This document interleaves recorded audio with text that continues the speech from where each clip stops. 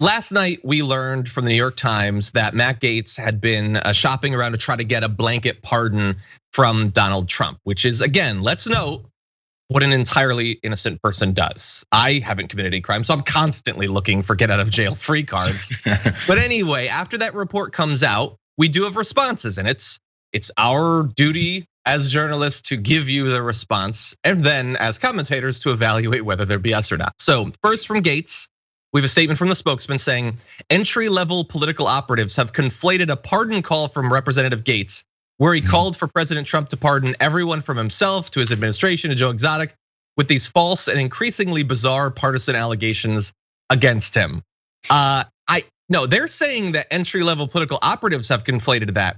It looks like you are conflating that, Gaetz spokesman, because that's something that we're talking about as context. That's something that the New York Times mentioned, but that's not the thing they're reporting on.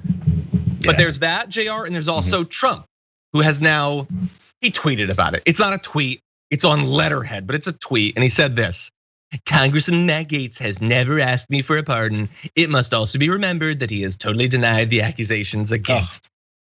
So I've got thoughts on that, JR, but what do you think about the level of defense that he's been getting, including now there's actually a statement from Trump, which is something.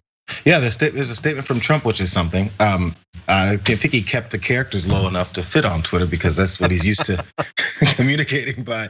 But yeah, it's the defense for Matt Gaetz. First, Nothing. It was looking like they were going to just leave him out, hang him out to dry. And what I've seen a couple of reports now is that some of Trump's aides had to jump in and be like, listen, because Trump wanted to jump straight into it and defend him because, hey, that's my boy. I do that type of stuff. I would want someone to defend me. He's defended me through all this whole time. And just yesterday, I was speculating that he was abandoning him the way he's abandoned other loyalists. You're loyal to him, but he's not loyal back to you. But apparently he was gonna prove me wrong because Donald Trump wanted to come out immediately in full-throated defense of Matt Gaetz, but his aide said, listen, Donald, this is a different kind of crime. This isn't just your run-of-the-mill sexual assault. This is potentially child trafficking and having sex with an underage minor and all this stuff. You don't want to touch that because then it might come back to you. So he wanted to, and then he was whittled down to this by advisors. But if he was on Twitter, it would have been fired off immediately. So I think for the first time, his handlers are happy about his Twitter ban because this would have been on Twitter immediately. I mean, not this, so you think something way bigger. So you think if it was up to Trump, he would have been more defensive of Matt Gaetz? Absolutely. I mean, there was a report even with the potential seriousness of the crimes. There was a report that he wanted to.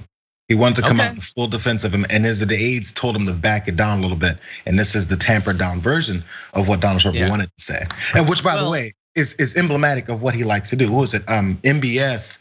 Rob Portman, remember his aide?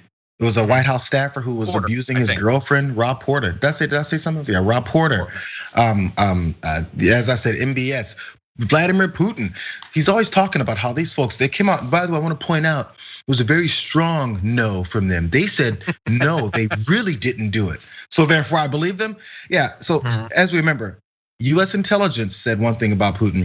Putin said he strongly didn't do it. Which one did Donald Trump believe? The guy who said, I strongly didn't do it. Not the intelligence of the country that you're the head of. So that's his normal run of the mill lines of defenses. Well, they said they didn't do it and he's my buddy, so he didn't do it. Yeah. Well, look, I want to delve into this because, of course, Trump is basically a modern day Oscar Wilde. Like, there's so much in everything that he writes. So there's less than one full tweet here. First sentence: Congressman Matt Gaetz has never asked me for a pardon. Okay, so first of all, could be true. Let's bear that in mind. Matt Gaetz might not have done anything. That is entirely possible, and I don't think that it's accurate. But Matt Gaetz has never asked me for a pardon. So Trump could also be lying because let's bear in mind, he's a massive liar. But let's assume that he's not lying on an official statement with presidential letterhead in a very verifiable way. Let's give him more credit than he's ever earned in his entire life. We don't know that Matt Gaetz actually specifically talked to Trump himself and asked for it, which makes this the easiest evasion possible. If Matt Gaetz's aide talked to some, I almost swore, some person in the White House, then that would make this not a lie, even though clearly Matt Gaetz is trying to get it. So I don't have a lot of faith in that first sentence. Second sentence, it must also be remembered that he has totally denied the accusations against him. So Trump writing that is a defense of Gaetz, and so Gaetz might feel a little bit better for that.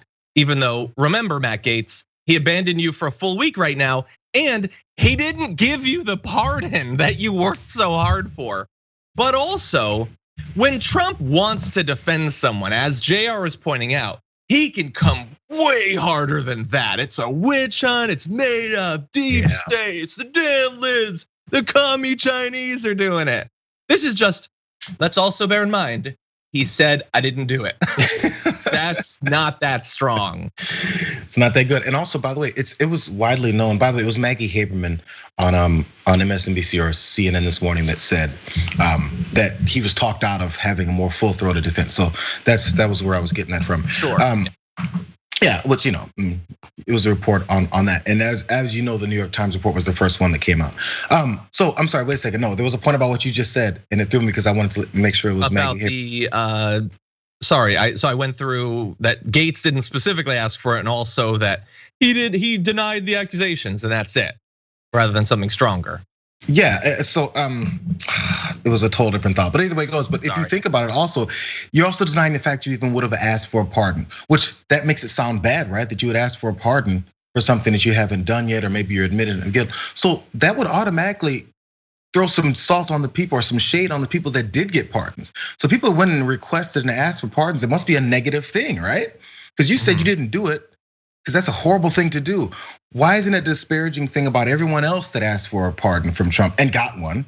It's the ones who did and the ones that didn't. These were all reported in the last few months of his administration, was that people are looking for pardons, and then it wasn't seen as a horrible thing to ask for. Look, Roger Stone was forefront talking about how much he's getting pardons from Trump. So it's suddenly a bad thing when it's based off of some real accusations that are actually coming down on you. But before that, when other folks have had their accusations and are asked for pardons, it's not a bad thing at all. So why is it such a bad thing now?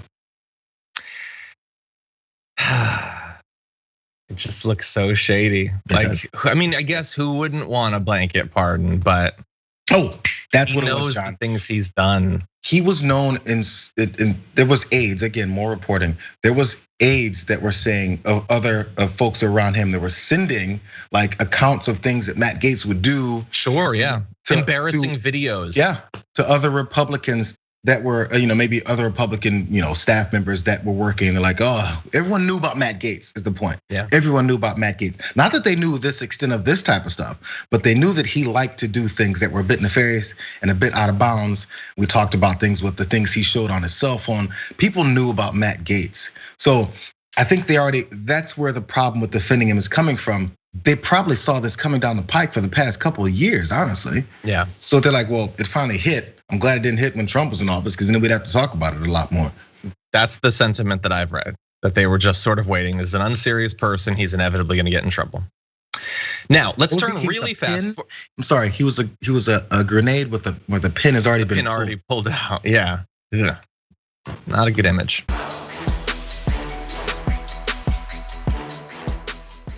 Check out the Damage Report podcast each day, wherever you get your podcasts, whether Pocket Casts or Stitcher or iTunes. You can join me as I give you the news and stories you want, with a range of co-hosts and interview guests jumping in on the fun each day. Again, that's the Damage Report, wherever you get your podcasts. And if you get them at iTunes, don't forget to rate and review. Sometimes I'll read them live on the show.